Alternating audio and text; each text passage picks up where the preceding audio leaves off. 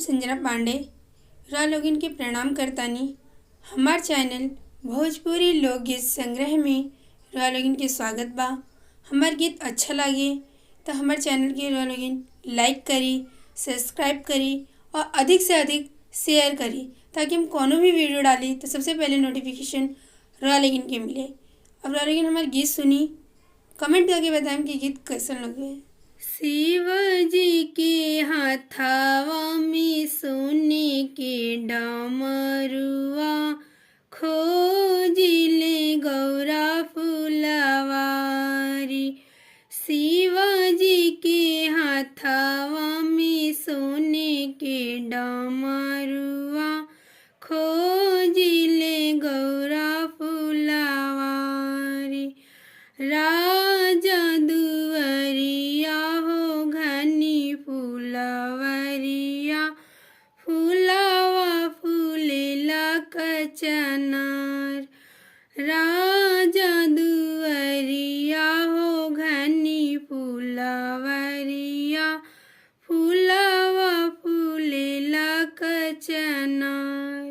बीचे फुलवरिया में सुतेली गौरा देई, सोई रहेली निरभेद। बीचे फुलवरिया में सुतेली गौरा देई, सोई रहेली निरभेद। आहे डमरू बजाई शिवजी गौरा के जगाइले, पूछिले गौरा कुशलत। आहे डमरू बजाई शिवजी गौरा के जगाइले, पूछिले गौरा कुशलत। कितनहि दिन गौरा तोहरी उमरिया हो, कब तक रहब कुंवार। कितनहि दिन गौरा तोहरी उमरिया हो, कब तक रहब कुंवार। 12 वर्ष के सिवा हमरी उमरिया हो, 12 वर्ष रहब कुंवार। 12 वर्ष के सिवा हमरी उमरिया हो, 12 वर्ष रहब कुंवार। जब हिले शिवजी बाबा वरना खोजी है हो, तब ले रहब हम कुंवार। जब हिले शिवजी बाबा वरना खोजी है हो, तब ले रहब हम कुंवार।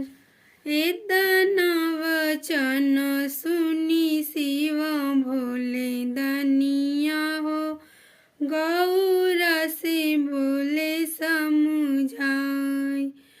इतना वचन सुनी शिव भोले दनिया हो, लपकी के धैले दाहिन हाथ। चलन ए गौरा हमर संगवा हो, बाबा से कर अपन बात। चलन ए गौरा हमरा संगवा हो, बाबा से कर अपन बात। बाबा से कहिया गौरा गईनी फुलवरिया हो, वहीं मिले शिवजी कुंवार। बाबा से कहिया गौरा गईनी फुलवरिया हो, वहीं मिले शिवजी कुंवार। शिवजी के संग रचा हमरो विवाहवा हो, अब न रहब हम कुंवार।